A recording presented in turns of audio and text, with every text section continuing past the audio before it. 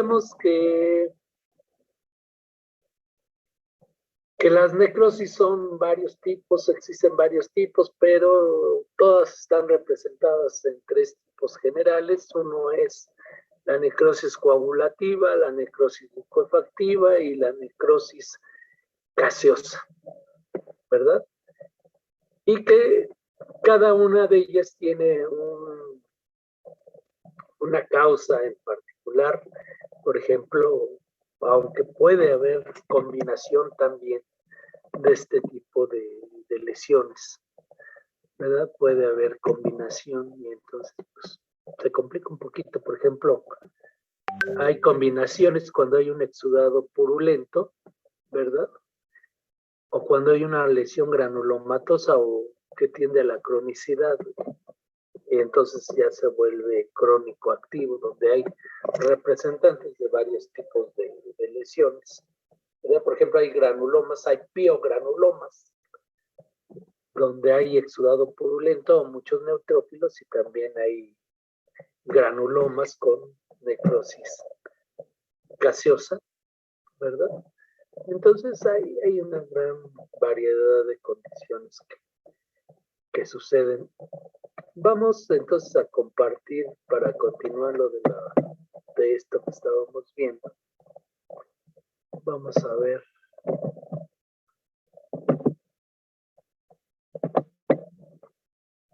Entonces esto ya los habíamos visto, ¿verdad? La necrosis, una digestión enzimática y de escape del contenido celular que finalmente nos lleva a la muerte. Y finalmente la fagocitosis. Por ejemplo, si nosotros tomáramos el DNA de una célula necrótica, ¿cómo veríamos en un gel de agar? ¿Cómo veríamos el DNA? ¿Cómo lo veríamos?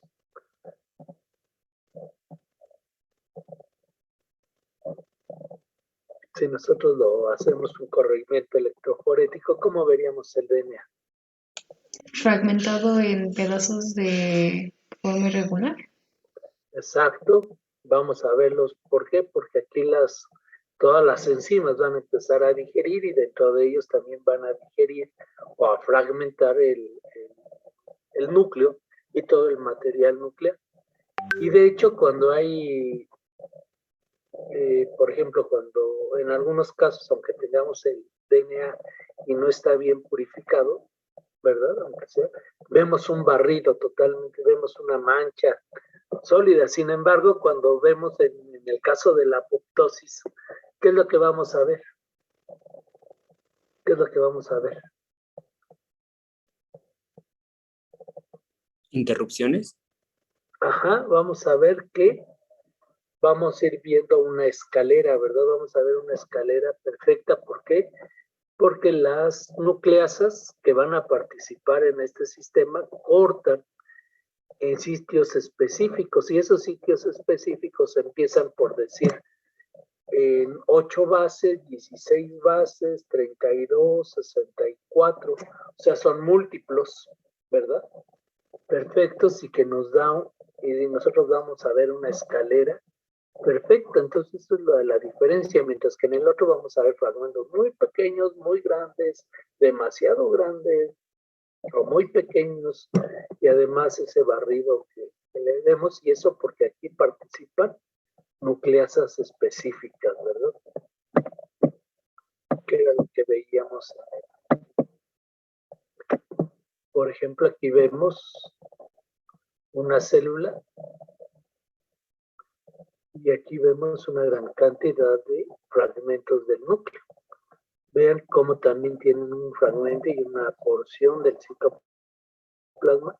Y estos son los cuerpos apoptóticos. Estos son los cuerpos apoptóticos que se originan dependiendo de cuál sea la causa de la apoptosis, ¿verdad? Estos son los cuerpos apoptóticos.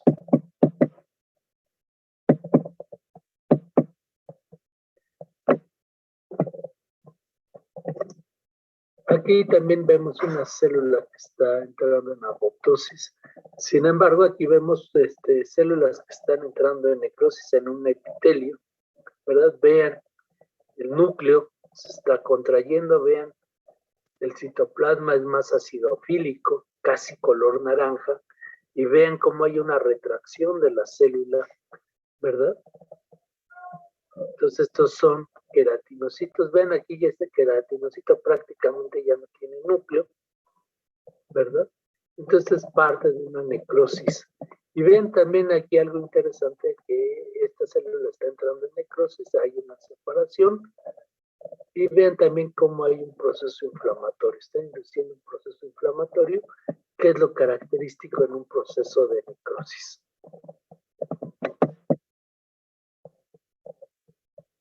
Dice que este es una ilustración de apoptosis. Esto no es apoptosis, es una necrosis. Y esto no es hígado, está mal. A lo mejor la primera pudiera ser, pero esto no es. Este no es hígado. O pudiera ser hígado, pero esto no, esto es una necrosis. Una necrosis. Una apoptosis, no, así no se ve la apoptosis. Esto es necrosis. Y este es un epitelio. Esto es un epidermis, esto está mal.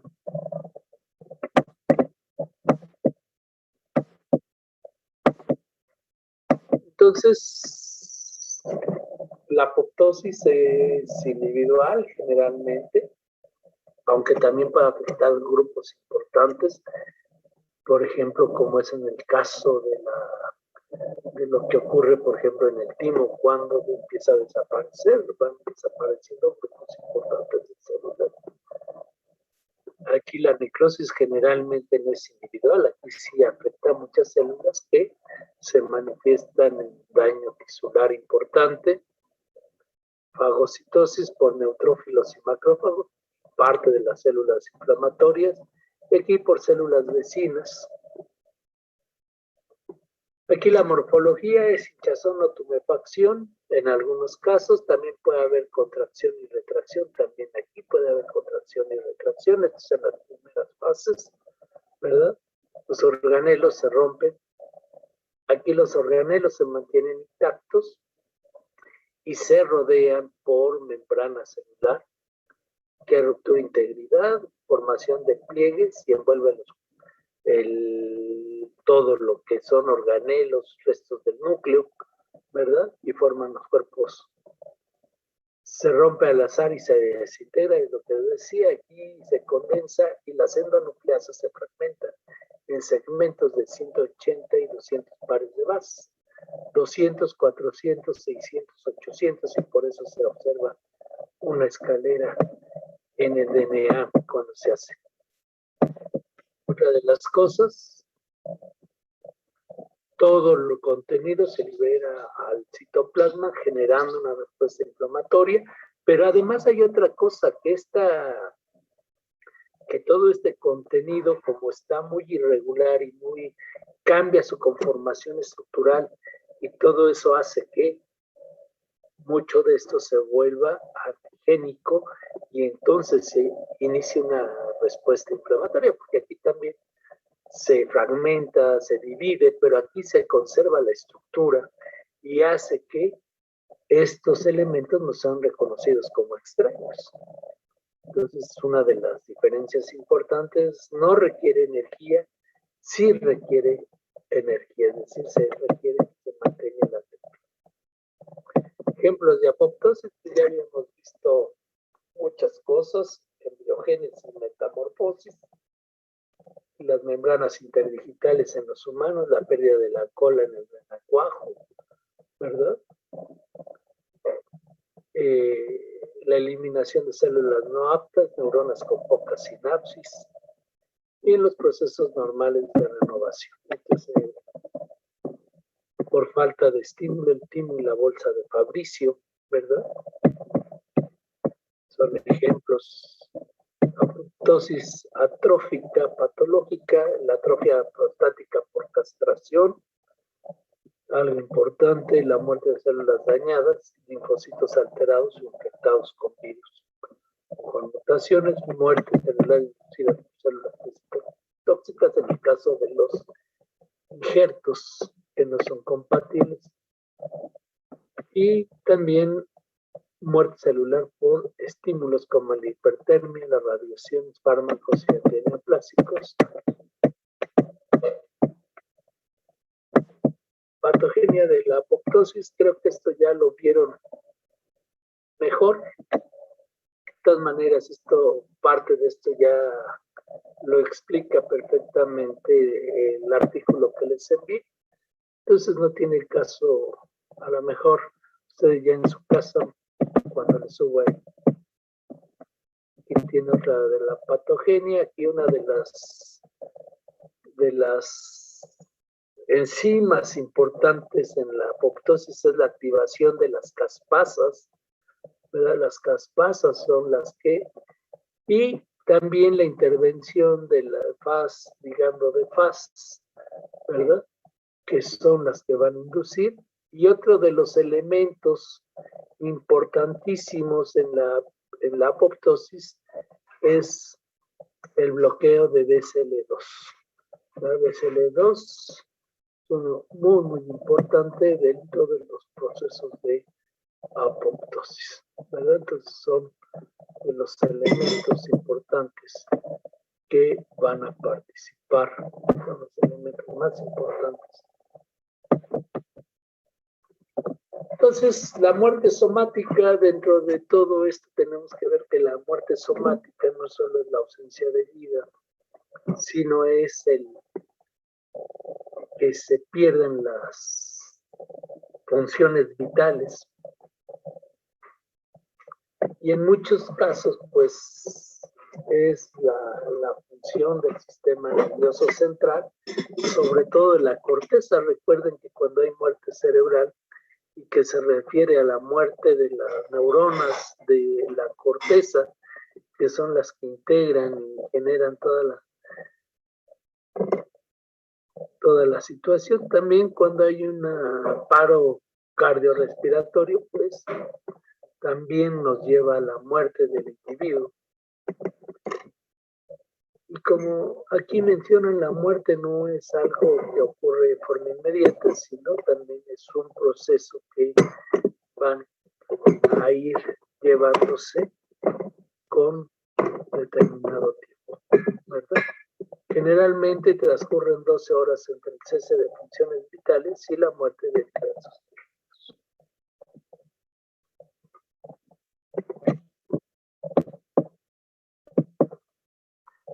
Esto a lo mejor ya lo vieron con Saúl, algor mortis, que significa enfriamiento cadavérico, ¿verdad? Livor mortis, lividez o hipostasia cadavérica, que dura de 30 a 2 horas. Rigor mortis, que es la rigidez cadavérica, que se presenta 12 a 24 horas después de que ha fallecido. Y todo esto, obviamente, opacidad corneal después de 6 horas. Pero todo esto, todos estos cambios van a verse afectados o van a tener van a variar también dependiendo de las condiciones ambientales. Por ejemplo, si estamos cerca del desierto de Sonora, en una granja, pues, prácticamente el algor mortis no se va a presentar. ¿Por qué? Porque hace demasiado calor y nunca entra en enfriamiento cadavérico, ¿verdad? O en algunas condiciones, por ejemplo, el livor mortis se va a presentar más rápidamente si el paciente, por ejemplo, tuvo un desangrado importante, y fue la causa de la muerte. El rigor mortis, todo depende también de las condiciones ambientales. Hay condiciones cuando hace mucho calor, hay veces no se presenta, o cuando el paciente muere por Clostridium botulinum, no se presenta el rigor mortis como tal. Entonces, la opacidad córnea después de 6 horas. Y todo esto tiene sus consecuencias, o todo esto tiene variabilidad, mucho dependiendo de las causas de la muerte y las condiciones medioambientales donde se encuentre él. Bien, hasta aquí vamos a dejar el tema de lo que es la muerte celular y la muerte de los individuos, ¿verdad? Y ya veremos todo esto con más énfasis en alguna de las prácticas que les dará Saúl. Y entonces, bueno, vamos a continuar con otro tema que son los depósitos intra y extracelulares. Dentro de los depósitos extracelulares ya vimos algunos de ellos, como es la presencia del calcio, ¿verdad? No me acuerdo si vimos todo lo de calcio. Los tipos de mineralización y todo eso, ¿lo vimos? No, doctor. ¿No? Ok, entonces si no lo vimos, para tenerlo presente. Perfecto, entonces no lo hemos visto. Entonces vamos a empezar con los depósitos de materiales intra y extracelulares. Y uno de ellos es el depósito de proteínas y es amiloide. ¿Qué significa amiloide? Bueno, vamos a ver antes de que me conteste, vamos a ver que dentro de los depósitos de materiales intra y extracelulares tenemos el amiloide y los uranos. Ahora, ¿qué significa amiloide?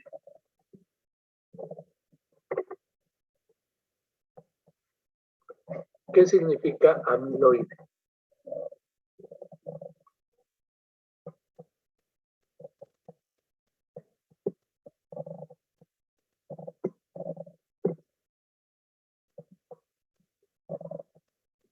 ¿Qué significa amiloide? ¿Podría ser que proviene de la médula? Pudiera ser, ¿verdad? Pudiera ser que proviene de la médula. Pero la terminación oide, ¿qué significa? ¿Alguien sabe lo que significa oide? Similar. Similar o parecido a. Y entonces, el amiloide significa que es algo parecido a. ¿Aminoácidos? No. Es algo que tiene que ver con. ¿Al almidón? Con el almidón. Exactamente, tienen que ver con el almidón, ¿verdad? Ustedes recuerdan, a lo mejor en la primaria o en la secundaria, para ver que realmente el contenido de algunas cosas estaban hechas realmente con almidón, ¿verdad? Les ponían una cosa que era lugol o yodo. ¿Y qué sucedía cuando le ponían lugol o yodo a una papa? Porque era lo clásico. ¿Qué sucedía?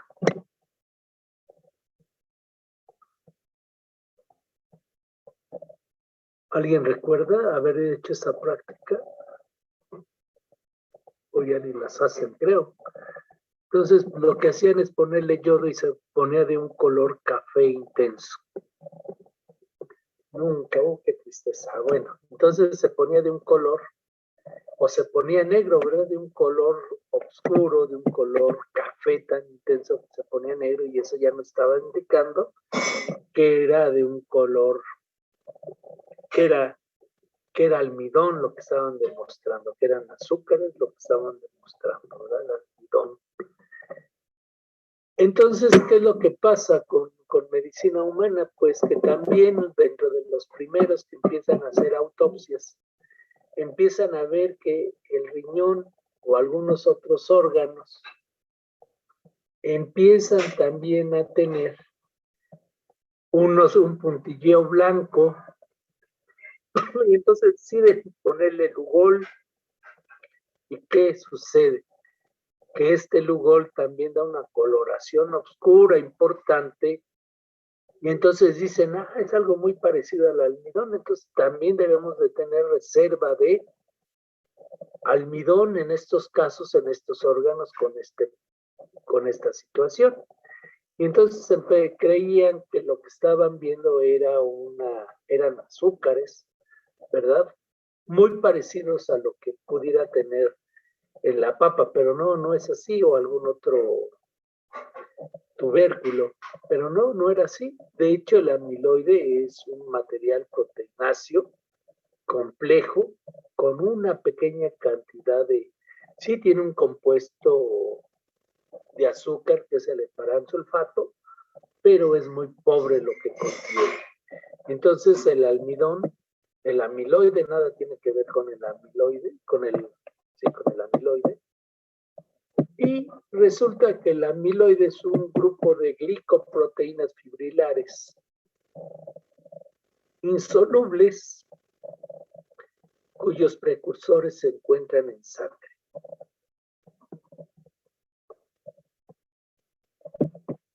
¿Verdad? Aquí ya tenemos que el almidón, al ser teñido con yodo, adquiere un color, dice que azul, yo recuerdo que era de un color café intenso, casi negro, y con ácido sulfúrico diluido, sí se torna de color azul. ¿Por qué? Porque colorea glicoproteínas. Al examen histológico, pues se sabe que es un material eosinofílico amorfo extracelular y que comprime tejidos adyacentes o células adyacentes. Y que esto es muy importante, por ejemplo, a nivel renal, porque es donde se deposita, ya sea dentro del glomérulo o bien alrededor de los vasos sanguíneos y también en el espacio intersticial. Y entonces llega a provocar insuficiencia renal importante, una insuficiencia renal importante. Este tiende a teñirse con una tinción especial, que es el rojo Congo, y que cuando se coloca este tejido teñido con rojo Congo y se le pone luz polarizada, va a reflejar un color verde manzana. Y esto es frecuente en órganos parenquimatosos como es el hígado, riñones, glomérulos y espacio intersticial, vaso y a nivel de las áreas alrededor de las arterias. También en los riñones es muy común que lo observemos, sobre todo en gatos, alrededor de las arterias renales.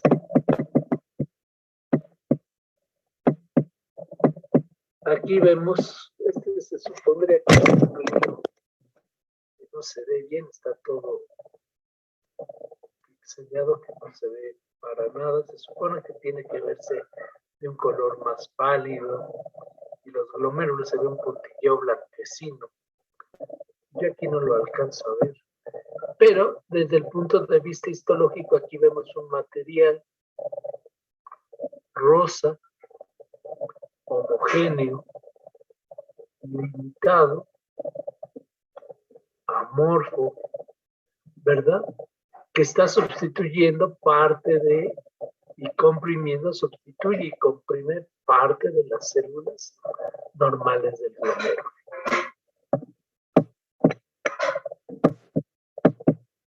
Ahora, este amiloide es una glicoproteína llamada componente P y uno de dos tipos de proteínas fibrilares, esta proteína puede tener dos tipos de proteínas fibrilares, una que puede estar constituida por cadenas ligeras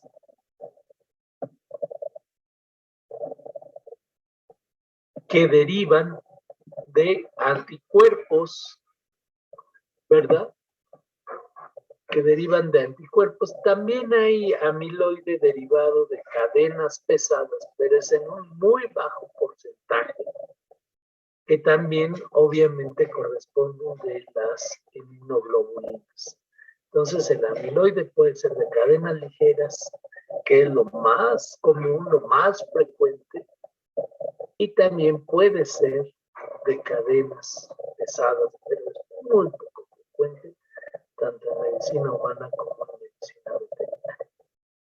Y el otro componente que puede estar es el amiloide asociado a proteínas, que es el amiloide asociado a proteínas o AA, el cual proviene de una proteína sérica precursora que se produce en el hígado en fase aguda de la inflamación. Esta proteína sérica precursora normalmente proviene de la proteína C, que se produce en las fases agudas de la inflamación, y esta proteína C en estos casos se convierte en la proteína amiloide asociada, y que se produce en los procesos crónicos. La amiloidosis primaria de origen inmunológico es la más común en humanos. ¿Por qué? Porque en humanos donde se produce este tipo de lesiones con mucho mayor frecuencia, ya que está normalmente relacionado con lo que es cambios estructurales de las células plasmáticas, es decir, cuando las células plasmáticas se transforman en células neoplásicas. Y las células neoplásicas de las células plasmáticas, estamos hablando de plasmocitomas, cuando es un pequeño grupo de células plasmáticas que se han transformado. Y también hay otra situación donde estas células plasmáticas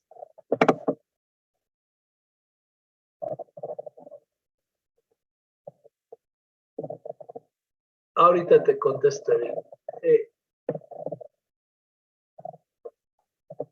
Las células plasmáticas, entonces, les comentaba, cuando es un pequeño grupo que está localizado en un órgano o tejido en forma específica, le llamamos plasmocitoma.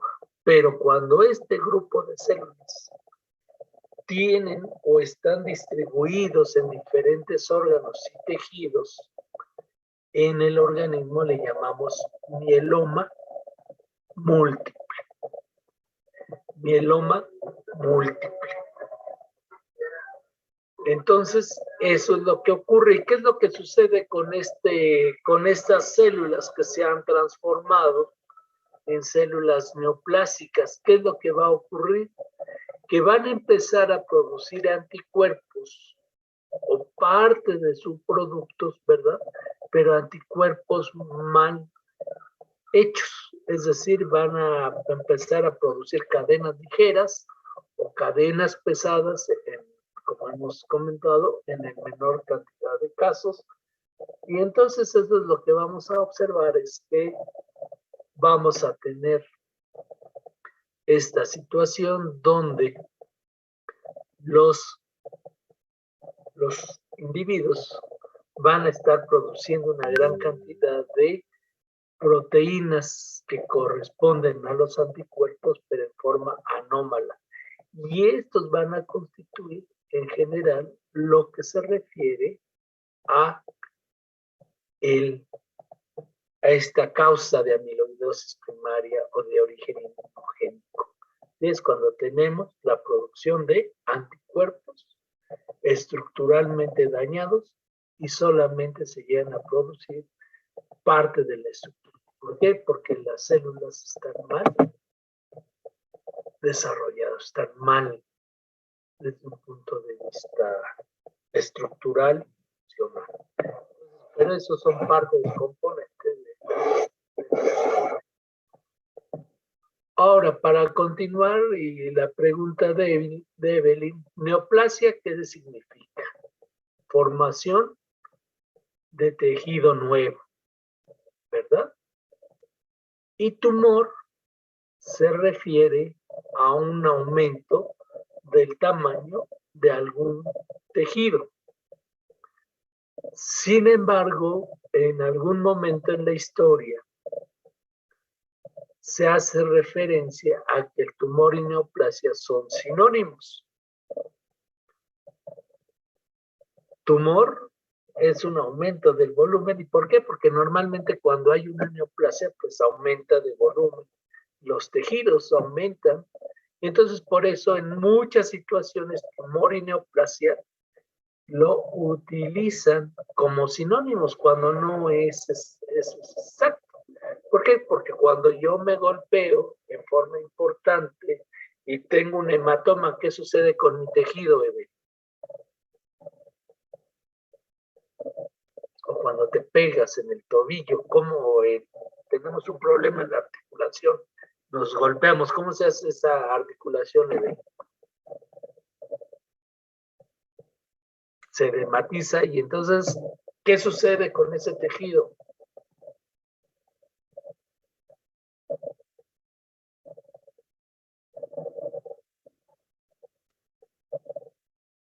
Pues lo que ocurre en ese tejido cuando se edematiza, aumenta de volumen, pero el que aumente de volumen no se inflama, se pigmenta, pero eso no me indica que yo tenga un tejido de nueva formación, en estricto sentido de las cosas, porque sí va a haber nuevo tejido dependiendo del grado de lesión y de las estructuras que se dañen, pues sí va a haber un tejido nuevo que va a ser cicatrizal, pero ese no es neoplásico, o no tiene que ver con un cambio que esté transformando a las células donde tengan un desarrollo independiente a los tejidos, que eso ya veremos más adelante. ¿Quedó claro lo que es la diferencia entre tumor y neoplasia? Neoplasia siempre se refiere a tejido de nueva formación y tumor es a un aumento del volumen que sucede en ese tejido. Ahora, también me pedían que hiciera la diferencia o que les explicara. Entonces, recuerden, las células plasmáticas. ¿Ustedes recuerdan cómo son las células plasmáticas?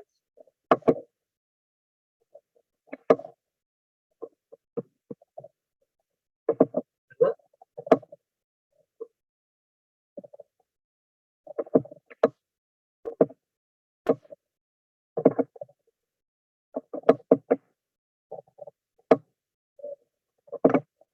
Luego aquí tienen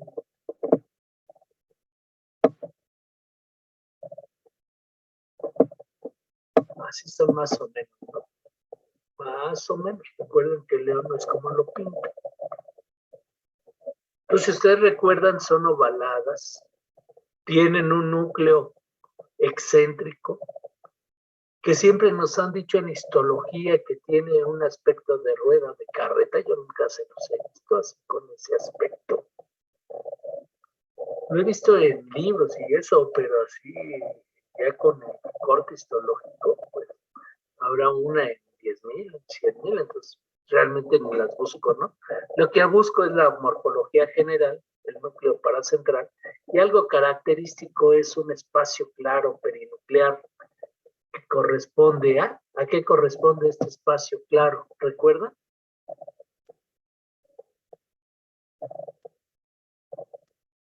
¿A las inmunoglobulinas? No, no, no, no. ¿A qué corresponde? Es un...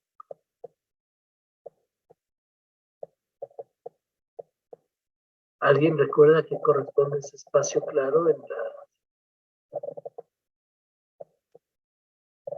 ¿Al retículo endoplásmico? al retículo endoplásmico? En parte, ¿verdad? Al aparato de Golgi. Al aparato de Golgi, que tiene que ver con la síntesis de las proteínas que van producir. Saúl, ¿estás por ahí?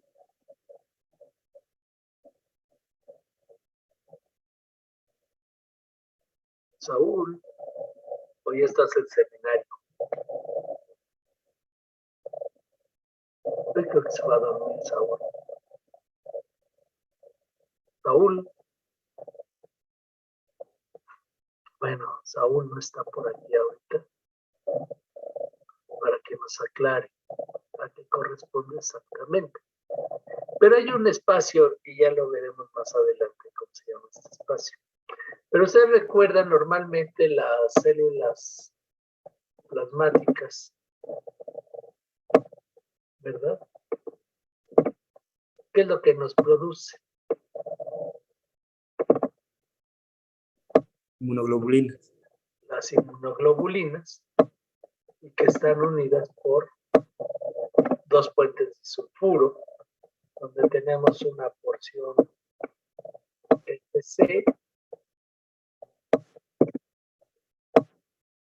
que es la fracción cristalizable o fracción de unión a células, y la fracción ET A.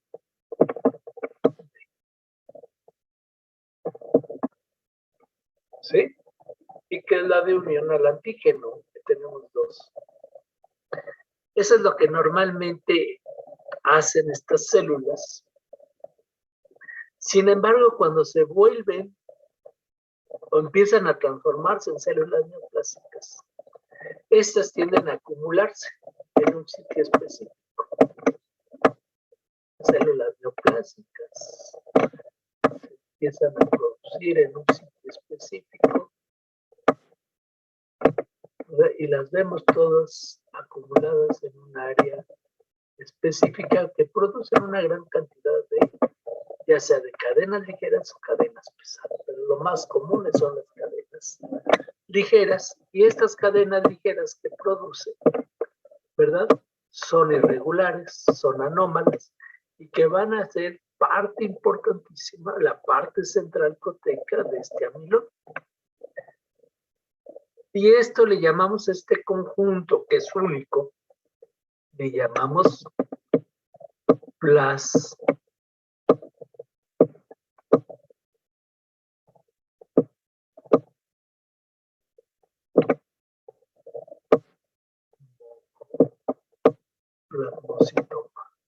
Disculpen la letra, pero no lo sé bien. Le llamamos plasmocitoma.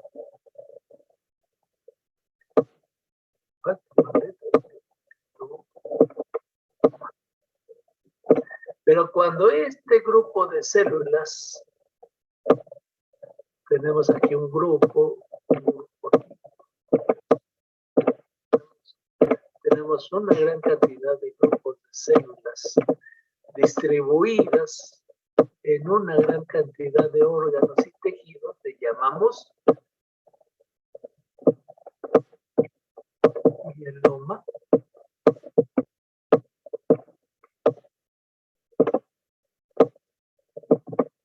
múltiple.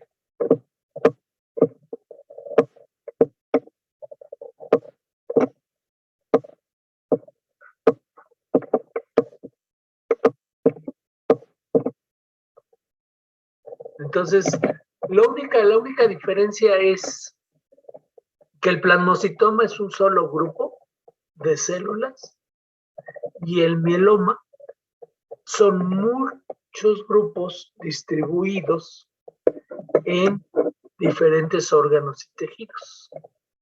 Esa es la única diferencia. ¿Queda claro? ¿Les queda claro? Sí, doctor. Sí, doctor. Bien, entonces, esa es la única diferencia entre un mieloma y un plasmocitoma.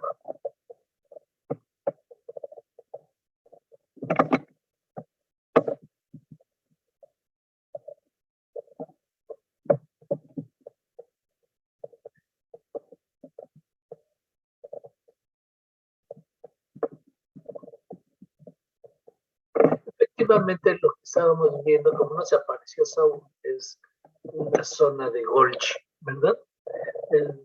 Así se le llama, que es parte de Golgi, el aparato de Golgi.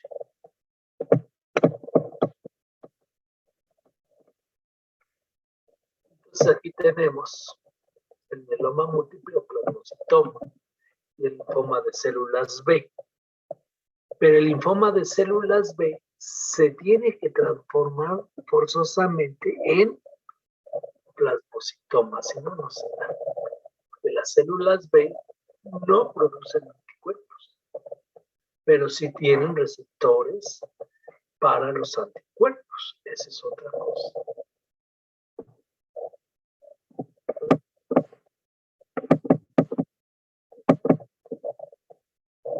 La amiloidosis en el caso de medicina veterinaria, la más común es la de que está asociada con enfermedades inflamatorias crónicas. ¿Y por qué con enfermedades inflamatorias crónicas? Porque normalmente hay un estímulo constante a las células plasmáticas o a las células B a transformarse a células plasmáticas y estas van a estar produciendo y produciendo anticuerpos y anticuerpos y anticuerpos y anticuerpos, que va a llegar un momento en que estos anticuerpos también van a ser anómalos, pero no solamente eso, sino que también lo que va a suceder es que se van a producir otras proteínas que están relacionadas con esta situación. ¿Verdad? Dentro de los ejemplos, pues claro, la tuberculosis, la enfermedad crónica que es la que siempre tenemos, la brucelosis, la osteomielitis, ¿verdad? Que son de muy difícil tratamiento, ¿verdad? Entonces la brucelosis, también la tuberculosis, hay otra gran cantidad de enfermedades. Y aquí recuerden que en este proceso inflamatorio crónico, generalmente se produce, hay una estimulación al hígado que produce interleucina B, y esa interleucina B, no interleucina B, interleucina 2, perdón, es la interleucina 2, que estimula al hígado, y en el hígado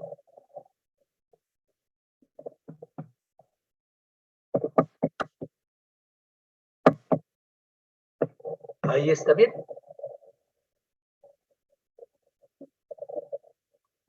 No sé si les estorbe el chat.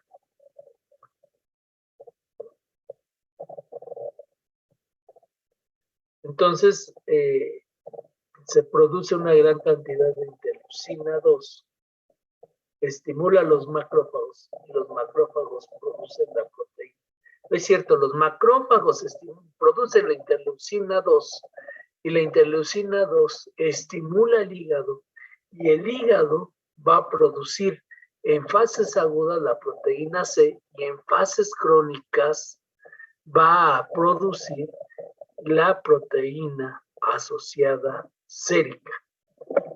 Sí, perdón, estaba ya. Espero que lo vean aquí. La amiloidosis puede estar localizada en un órgano tejido, en islotes pancreáticos en caso de gatos y humanos, y en la mucosa nasal de caballos y humanos. Y esto es algo muy, muy común. Y la glomerulonefritis por complejos inmunes en perros y gatos y humanos puede estar relacionado uno con un proceso de amiloidosis. Esta última.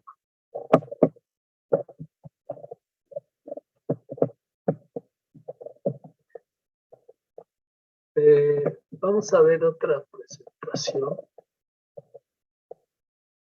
Vamos a ver otra presentación porque esto del amiloide que tiene aquí lo que puso Samantha está como medio pobre. Pues déjenme mostrar la otra presentación.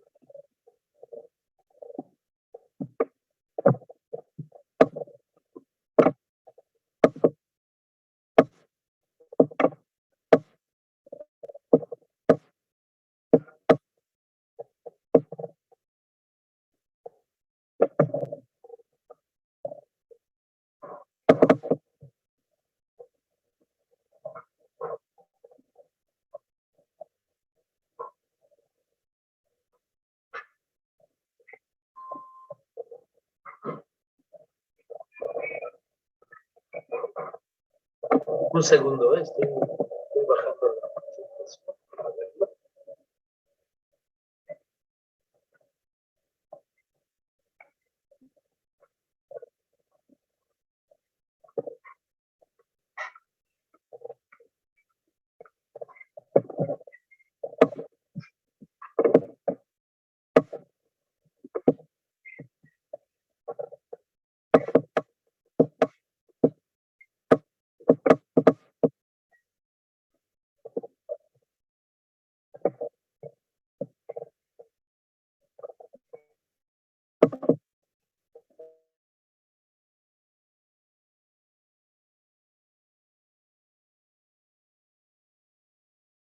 Para compartir la imagen.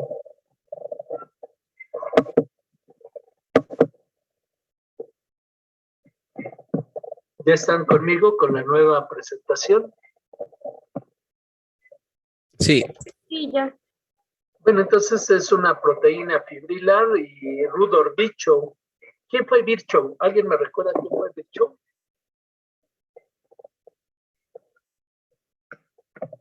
Descubrió la célula, ¿no? ¿Mm? ¿Descubrió la célula? No, él no descubre las células.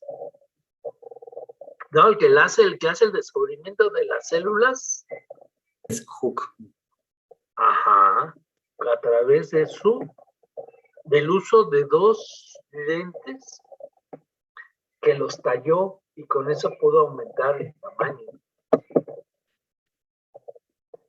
Es el padre de la patología moderna y celular.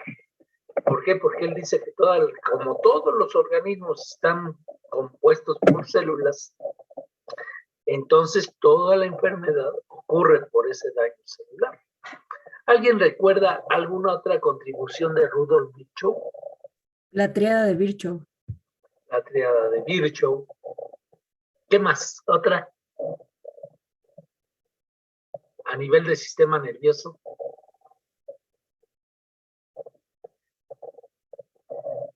El espacio de Virchow-Robin, ¿verdad? Entre otras, muchas otras cosas que hizo Rudolf Virchow, ¿verdad? Tiene una gran cantidad de aportaciones Rudolf Virchow, por eso se le considera. Entonces, decíamos que el Lugol se tiñe de color ocre, café ocre, pero muy ocre, de azul, y así con ácido sulfúrico con azul oscuro, ¿verdad? De un color azul oscuro, lo que veíamos. En realidad, la amiloidosis es una enfermedad de origen desconocido, realmente no se conoce bien, aunque está relacionado con una gran cantidad de condiciones, ¿verdad? Como es el tumor del plasmocitoma o el mieloma múltiple o en el caso de enfermedades crónicas, y que se caracteriza por el depósito de fibrillas de múltiples son fibrillas, ¿verdad? Son proteínas fibrilares, poliméricas, insolubles, que se depositan en los órganos y los tejidos. Las más frecuentes es la proteína AL, que es derivada de cadenas ligeras, que ya hemos visto, y la proteína fibrilar AA asociada a amiloide, y el amiloide A beta, que también está relacionado. Las de proteínas en depósitos de amiloide tenemos las transthyretin y la beta 2 microglobulina. También se han descrito depósitos de amiloide derivados de precursores como hormonas, como prolactina y queratina.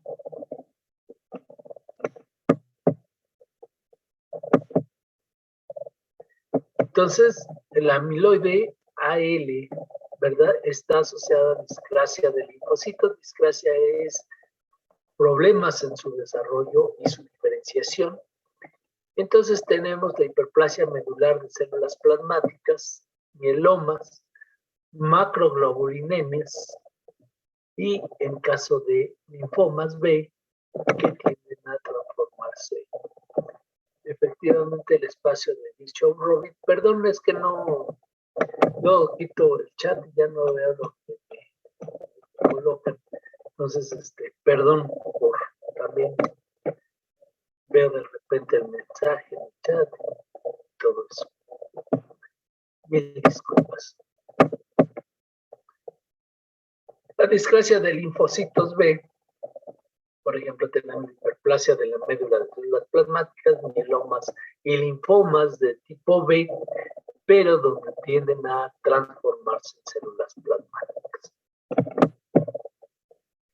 La proteína reactiva AA, enfermedad con respuesta de fase aguda sostenida, es decir, inflamaciones crónicas como la artritis reumatoide, la enfermedad de Crohn, que también vemos muy comúnmente en bovinos, que es la enfermedad de John,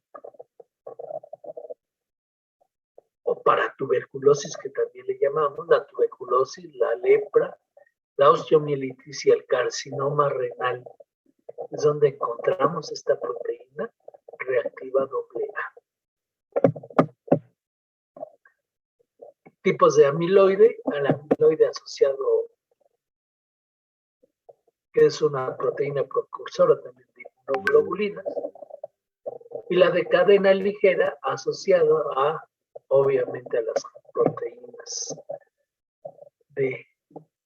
Y en esta proteína asociado sérico es el componente P, que es el que encontramos en estos procesos crónicos.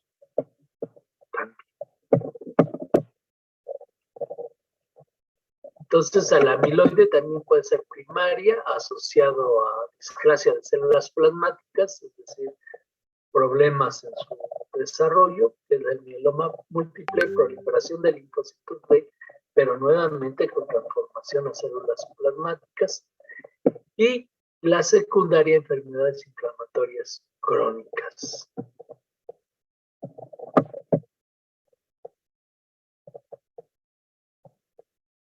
También podemos encontrar amiloide en el cerebro asociado a edad avanzada y enfermedad de Alzheimer. Pues, humanos. La localización del amiloide puede ser en el riñón, en el glomérulo, en los túbulos, alrededor de los túbulos, en el espacio intersticial o alrededor de los vasos sanguíneos, en el hígado, en el espacio de Dis, o en el, ¿cómo se llama? En lo que es en el espacio intersticial, donde pasan en linfonodos, en los centros germinales, ¿verdad? También podemos encontrar en el adrenal, en el páncreas y en el intestino este amiloide. Y aquí podemos ver claramente un riñón donde vemos el glomérulo teñido con ¿qué tinción? ¿Qué tinción estamos ocupando?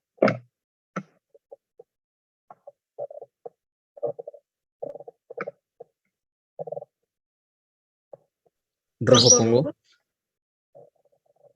Rojo Congo. Y ese rojo Congo pueden ver cómo si da un color, como si fuera de color ladrillo, ¿verdad? Un ladrillo, y este es el color que vemos, y vean cómo desplaza y reemplaza prácticamente casi todas las células del glomérulo. Es un glomérulo hipercelular y que está lleno de este material. Aquí podemos ver más material de color rojo.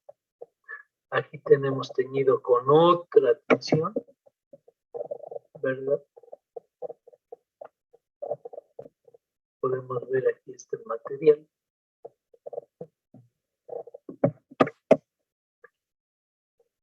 Y aquí estamos viendo con luz polarizada, o se trata de luz polarizada, y aquí podemos ver algunas áreas que nos indicarían que se trata realmente, aunque esto se ve más bonito con el microscopio porque además es refligente.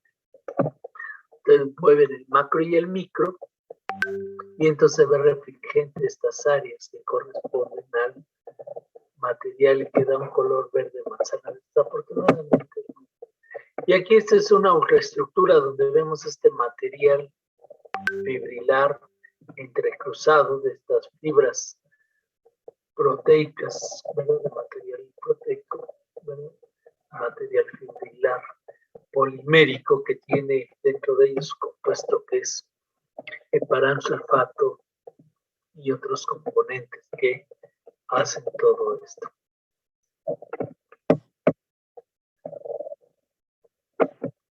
¿Queda claro lo del amiloide? Y clasificaciones, hay un montón de clasificaciones, sobre todo en medicina humana, que si es familiar, que si no es familiar, que si es heredable, que si no es heredable, o sea, la clasificación. Y esa clasificación la pueden localizar en lo que es el libro, que está muy sencillo de entender también, es el Robin, no, el Robin, no. Sí, patología estructural y funcional, sí, es de Robbins, el Robbins. Hasta aquí tenemos alguna duda con lo que es esta situación del amiloide. ¿Dudas? ¿Comentarios? No, doctor.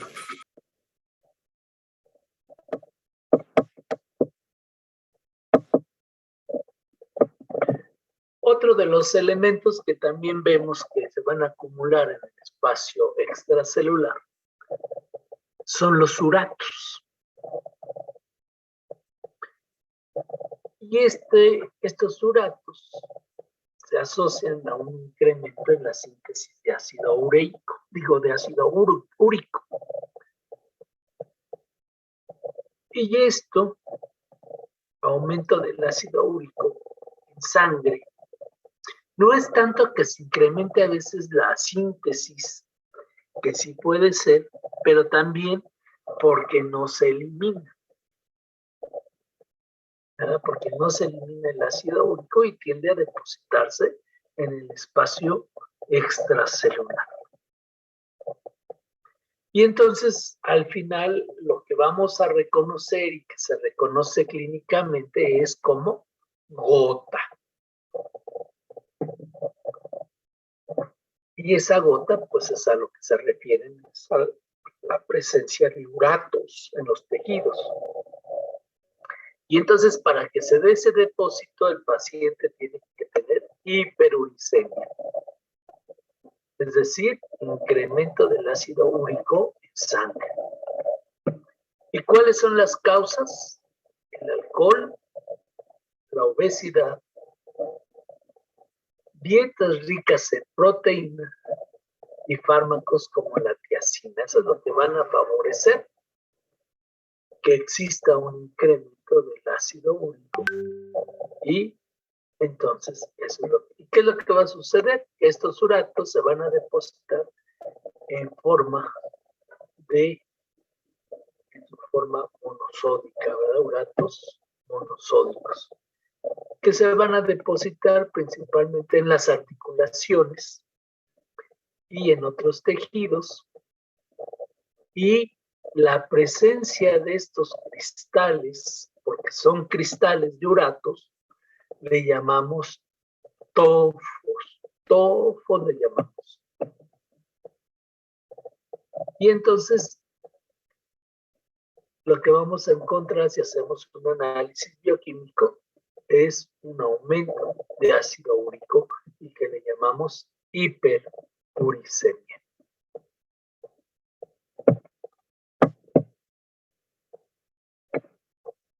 Entonces, aquí hay algo importante, es que los uratos activan al complemento y a las prostaglandinas.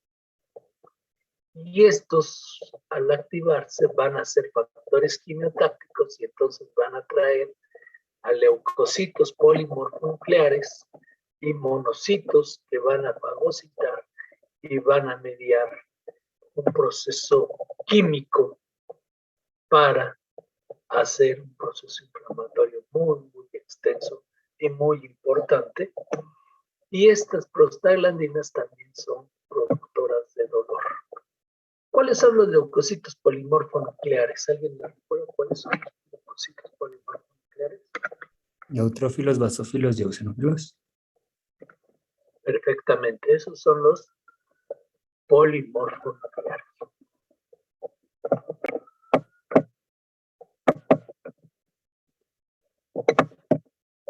Entonces, la fagocitosis va a traer una gran cantidad de productos químicos de la inflamación y se producen una gran cantidad de cininas, calicreínas, complemento. Va a producir interleucina 1, 6, 8 y factor de necrosis tumoral. Y todos ellos van a hacer que el paciente tenga mucho dolor. Y además de que van a hacer que se produzcan una gran cantidad de factores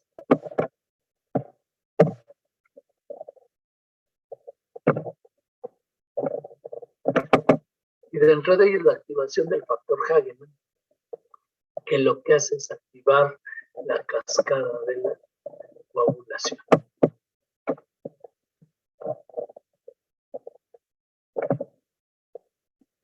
¿Qué especie es muy común? Belauratosis.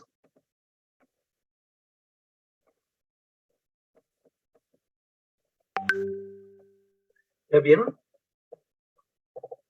¿Qué especie es más común? Hay varias especies donde es muy común la uratosis. En aves y reptiles. Aves y reptiles, falta una, que es muy común.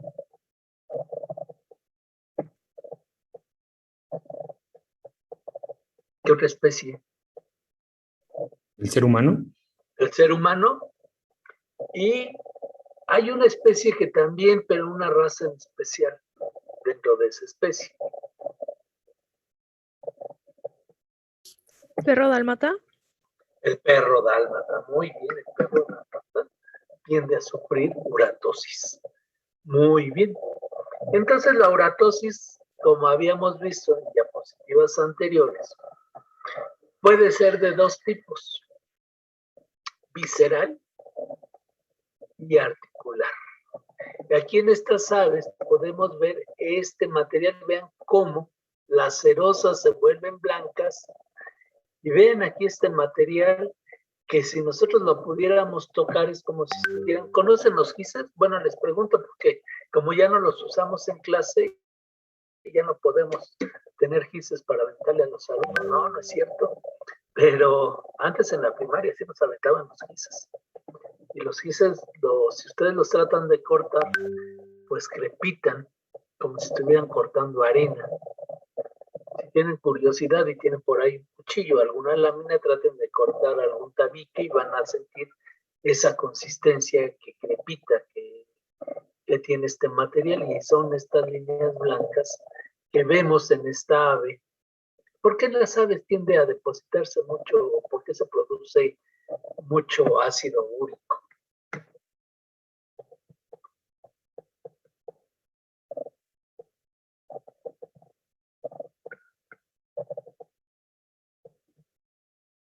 En primer lugar, por la alimentación.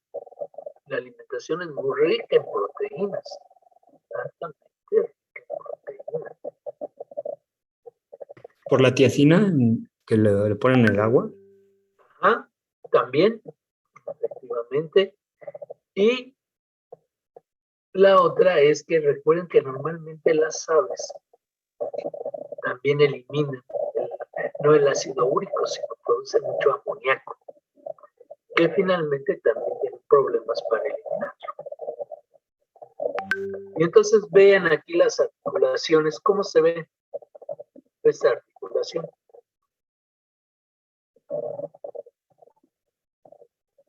Se le ha aumentado de tamaño. Y vean, aquí está lo que corresponde a una presencia de uratos. Y aquí no está muy bien expuesto expuesta la articulación, pero no se ve bien. Desafortunadamente, pero aquí sí vemos este material blanco.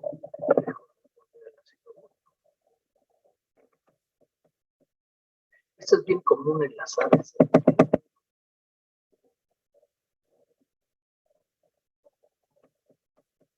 Estamos viendo qué estructura es esta.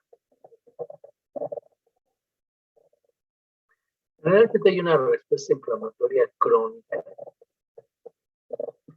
Pero aquí lo más importante es ver estas estructuras. Vean, estos son cristaloides, son estructuras cristaloides, basofílicas, que tienen una disposición radiada.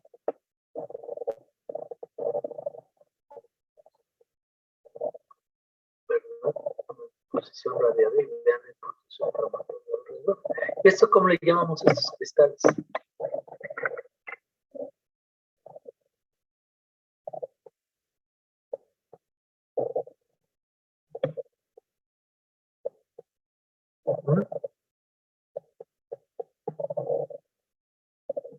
¿Cómo le llamamos a esos cristales?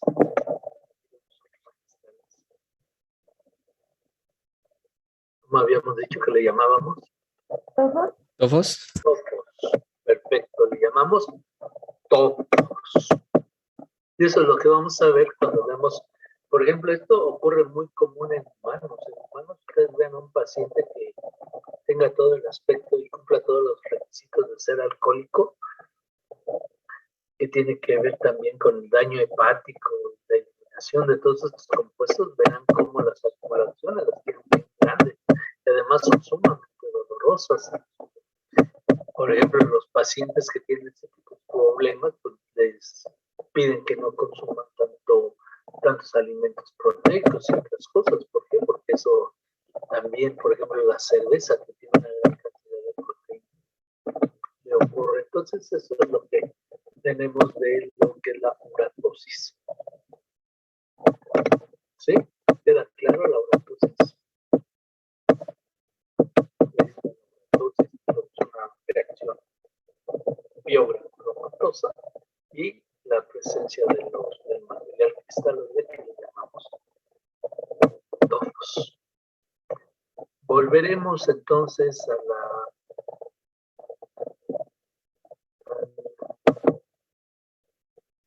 la presentación que estábamos viendo. Entonces vamos a ver qué nos comparte.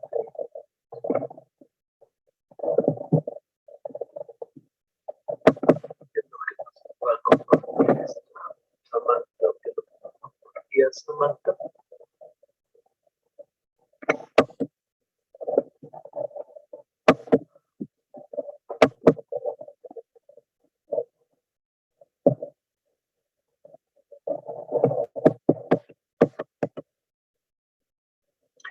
Aquí utiliza el término de acúmulo de ácido úrico. No se acumula, se incrementa la cantidad de ácido úrico en sangre y le llamamos hiperuricemia. Y este incremento de ácido úrico en sangre pues, nos provoca la gota o uratosis, que es como se refiere en términos clínicos. Ocurre en humanos, aves y reptiles. Y en aves y reptiles la más común es la visceral. Y también en aves, como hemos visto, al igual que en humanos, también tenemos la articular.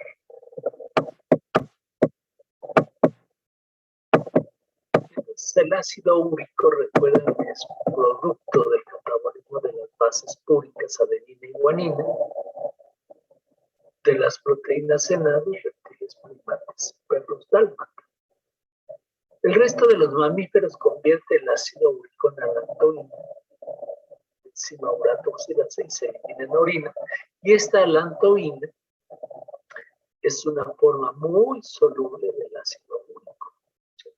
Cuando el ácido úrico se transforma es altamente soluble y por eso no se tiene Sin embargo, en el caso del dálmata carece de esta enzima uratoxidasa o no es muy funcional. Y la hiperuricemia se asocia al consumo de proteínas o daño renal y hepático, por eso las personas con obesidad, las personas con alcoholismo tienden a tener este tipo de problemas.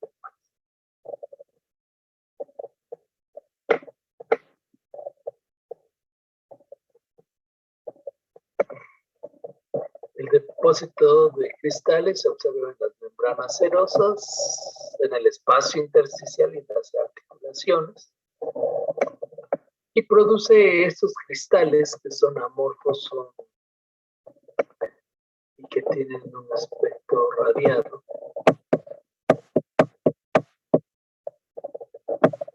Sí, hemos visto articulaciones con gránulos blanquecinos y repulgentes.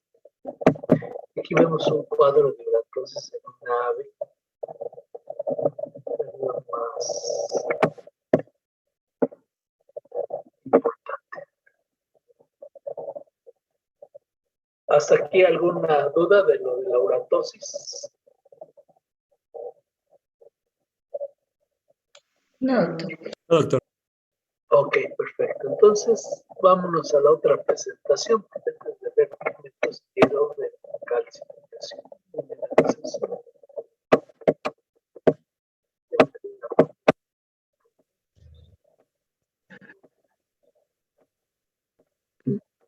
A mí alguien me mandó una pregunta, doctor, pero no alcancé a ver quién era. Pero mencionan que si les da Alzheimer a los animales, ¿sí me escuchó? Sí, sí, te escuché. Ok, es que como no estoy aquí en la facultad.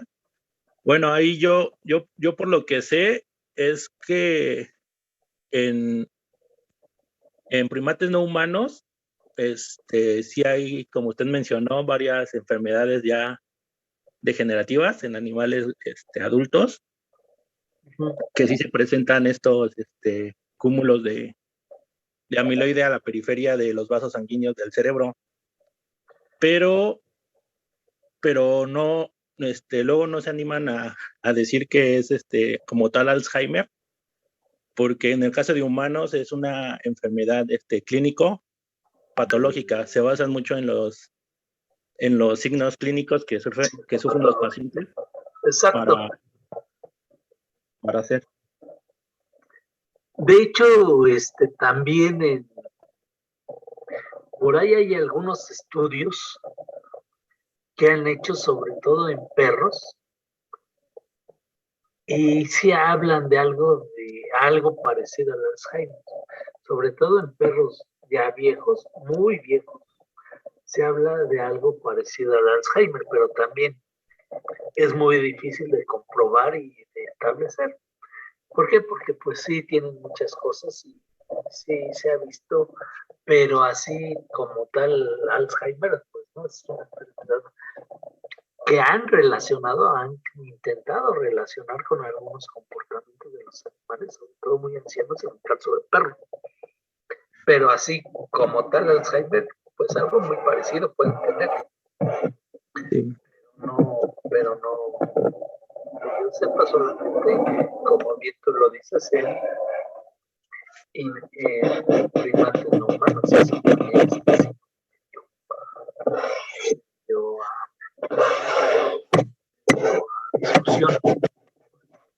Sí.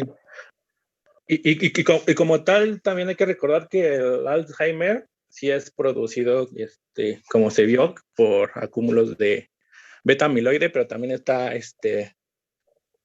relacionado otra proteína que es la proteína tau, que esa como tal se va agregando en el soma neuronal.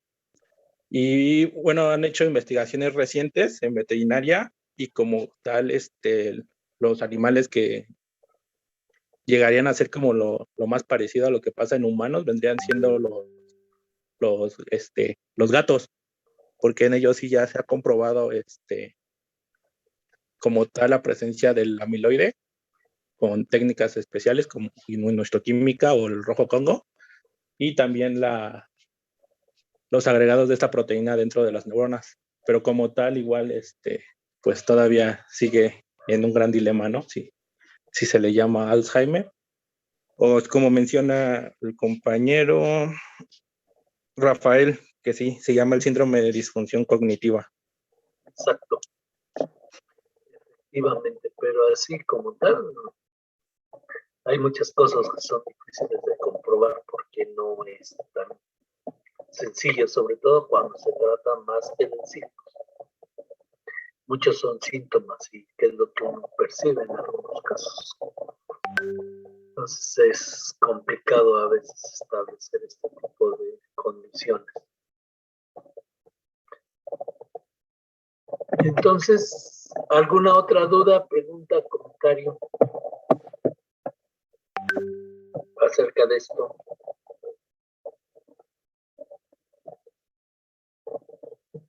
¿Nada? Bueno, pues vamos a ver entonces la otra presentación para ver la generalización.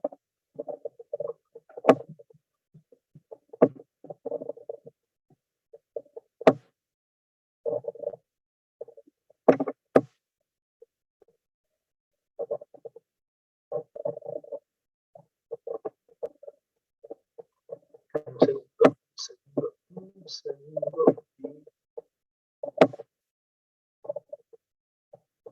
Y continuamos.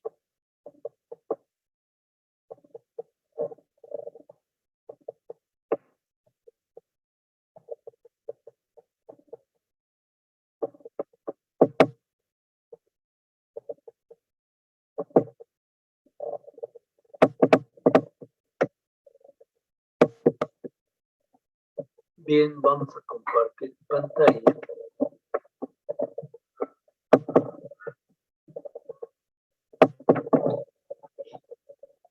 Entonces, otro de los elementos que llegan a ser muy importantes y que tienden a depositarse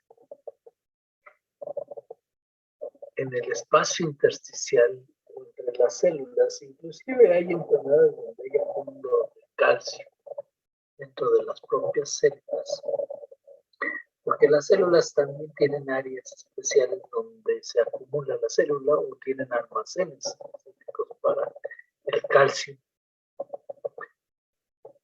Entonces, recordemos que el calcio, pues lo podemos encontrar en el 99% de los huesos y en los dientes. Y aquí no es 10%. El 1% del líquido tisular y en las membranas basales es donde encontramos el calcio.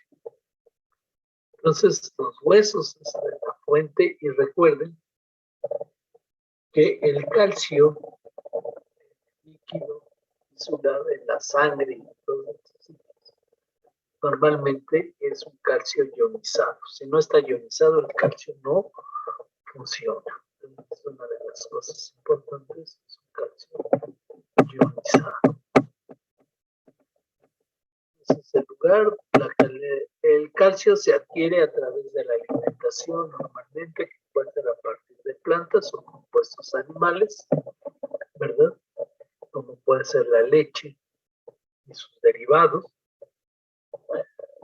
o bien dentro del propio consumo de, aunque por ejemplo, si bien la carne tiene un poco, pero también aporta en ciertas cantidades y las plantas que también aportan en forma importante el calcio.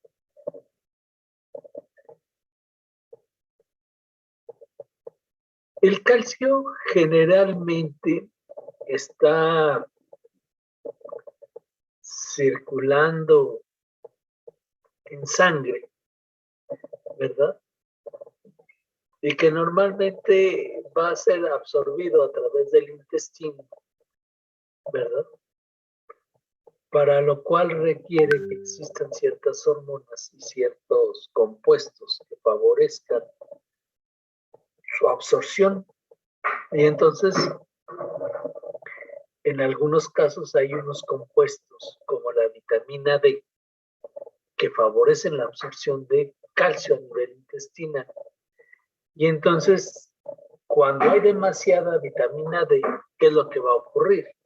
Pues que se incrementa el calcio sanguíneo, y cuando hay demasiado calcio y no se puede ingresar al tejido, al hueso, que es donde normalmente debería de estar, ¿qué es lo que va a ocurrir con este calcio? ¿Qué es lo que va a ocurrir con este calcio?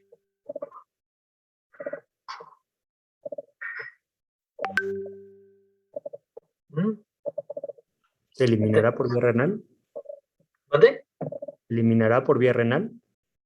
Una gran parte se va a tratar de eliminar por vía renal. ¿Y qué más?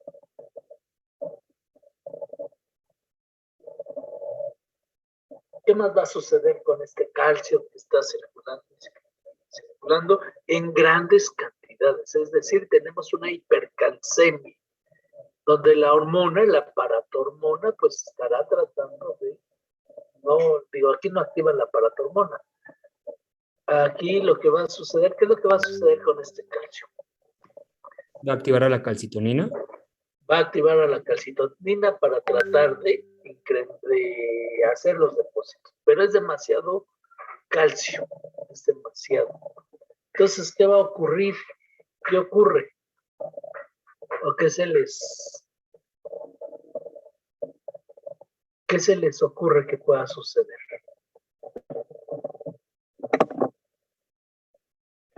Efectivamente hay un cuadro de hipercalcemia, efectivamente hay un cuadro de incremento de la cantidad de calcio en la sangre.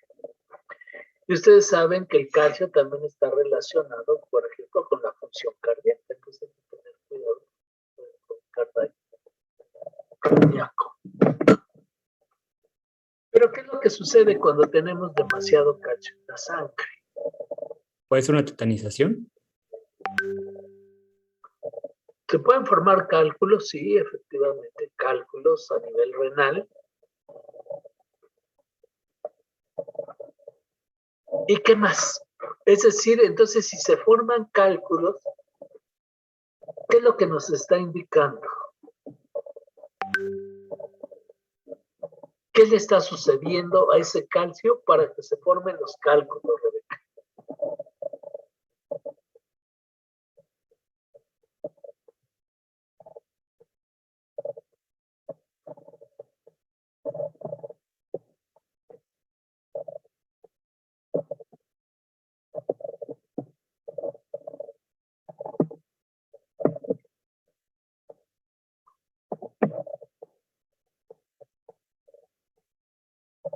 Se compacta, bueno, pues una de ellas podría ser que se compacten, no hay una buena función y malfuncionamiento de la tiroides, pero no, ¿qué es lo que está sucediendo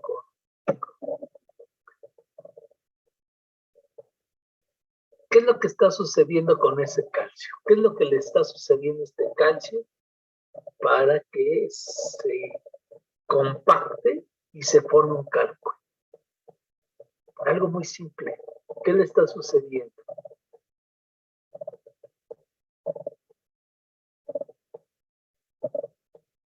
Se está acumulando, sí, se acumula. ¿Y qué? Cuando se acumula, ¿qué le pasa?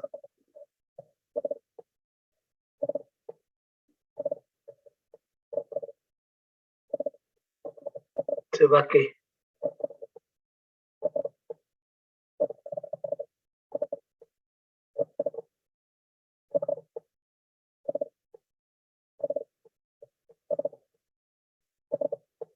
Se va a calcificar.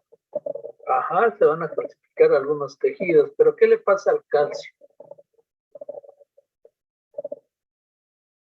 Está usándose en otras vías, sí, pudiera ser que se utilice, pero normalmente cuando hay demasiado calcio, que ya no se utiliza. ¿Por qué? Porque ya está en exceso. Entonces, ¿qué le sucede al calcio?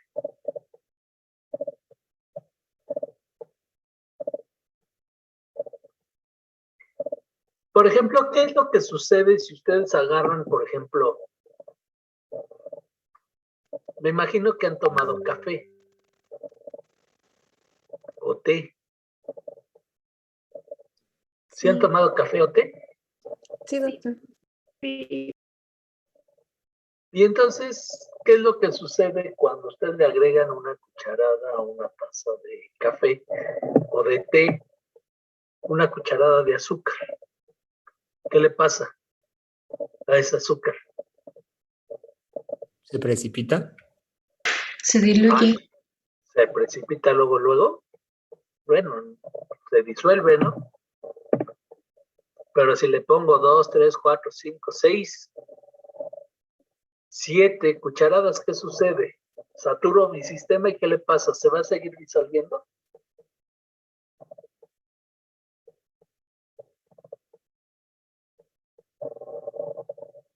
O ya no se disuelve. ¿Y cómo No, queda va a esto? formar un sedimento, ¿no? Hasta abajo. Va a formar un sedimento y el resto, que ya no se disuelve, también lo vamos a encontrar. ¿Verdad? Ya no lo vamos a encontrar en nuestro medio. Se va a ver inclusive medio blanquizco. Si esto lo hacen con agua, por ejemplo, van a ver, ahora que hagan un agua de limón o algo así, echen mucho azúcar y van a ver cómo cuando ya se satura el sistema, se precipita el calcio. ¿Por qué? Porque ya está en demasía. Y esto mismo está sucediendo en nuestra agua que vamos a preparar de limón o de melón o de lo que quieran, ¿verdad? Porque antes de ponerle la fruta o cualquier saborizante, primero se endulza el agua para que se disuelva perfectamente el azúcar. En este caso estamos hablando de algo muy parecido. Cuando nosotros saturamos nuestro sistema circulatorio con gran cantidad de calcio, ¿verdad? Producto de la ingesta, producto de un daño tisular a los huesos, como dicen los osteosarcomas, o por algunas otras alteraciones que ya veremos, ¿verdad? Por un daño renal, por un daño, por otra situación. Entonces, ¿qué es lo que va a provocar cuando tenemos estos altos niveles de hipercalcemia?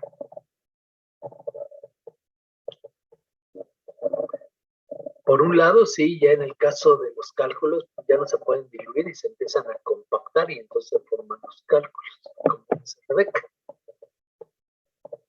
Pero, ¿qué es lo que va a suceder con esta saturación de calcio? Entonces va a empezar a precipitar el calcio.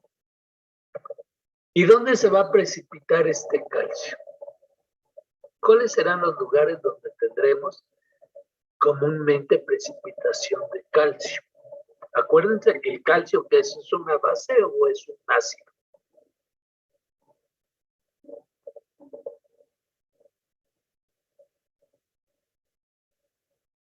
No los oigo.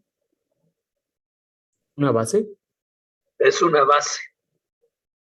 Entonces, normalmente cuando tenemos una gran cantidad de calcio, ¿dónde esperarías que se precipite? En los lugares donde haya ¿qué? Un medio ¿qué? Así. Ácido. Yo les voy a dar un ejemplo y ustedes me dicen en dónde más pudiéramos ver esta calcificación. Uno de los lugares donde tiende a acumularse o a depositarse el calcio, donde hay un incremento de calcio en sangre, es por ejemplo el estómago. Porque en el estómago tenemos una acidez normal y que está ocasionada por el ácido clorhídrico. Ese es un ejemplo. ¿En qué otros dos órganos pudiéramos esperar que se deposite el calcio, se precipite por tener ácidos?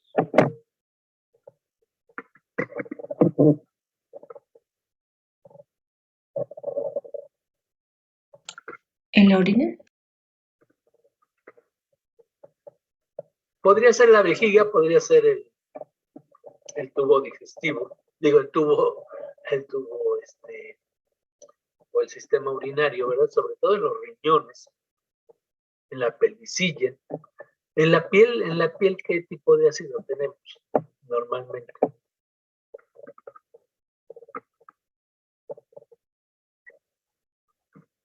El ácido hialurónico, pudiera ser. Y efectivamente podemos tener placas de calcio en la piel. Y falta otro. Entonces ya tenemos que puede ser el riñón por el ácido úrico, en el tubo digestivo por el ácido clorhídrico, y nos falta otro, bueno, piel también con el ácido hialurónico, y nos falta otro.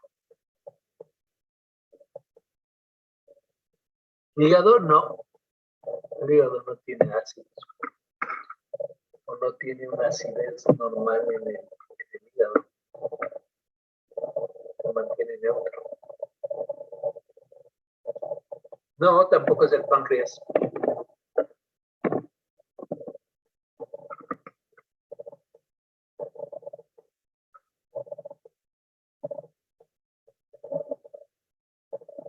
¿Qué otro tiene ácidos?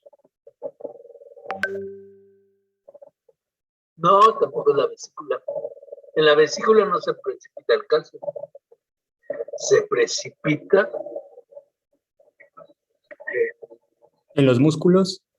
no, aunque se produce ácido láctico, pero es bajo ciertas condiciones, pero no, aquí no hay eso. No, en forma normal.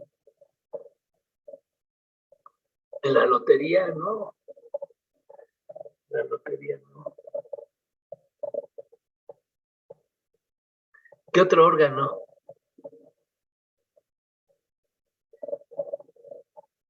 Que se produce ácido de forma normal y que se elimina rápidamente.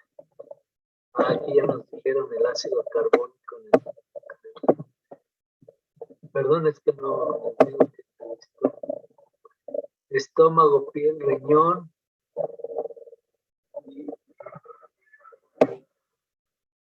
El ácido carbónico en los pulmones, efectivamente. En el ácido carbónico en los pulmones. Entonces, en estos tres órganos, por definición, tenemos cuando hay hipercalcemia depósito. ¿Por qué? Porque hay ácido en estos tres. Ahora también hay otros órganos donde se tienden a precipitar, y como bien nos dice Natalia, en los vasos sanguíneos. Pero en los vasos sanguíneos, sobre todo en las grandes arterias elásticas. ¿Cuál es una gran arteria elástica? ¿La aorta? Aorta. Entonces, en la aorta, y hay otros dos lugares donde tienen una gran cantidad de elastina en su componente, y que esta elastina es un compuesto ácido. ¿Dónde tiene gran cantidad de elastina? ¿Qué otros, aparte de la aorta, qué otros tejidos tienen gran cantidad de elastina? ¿Los discos intervertebrales? ¿Mande? ¿Los discos intervertebrales? No, los discos intervertebrales no. Tienen, pero no, normalmente no. Hay otros más comunes.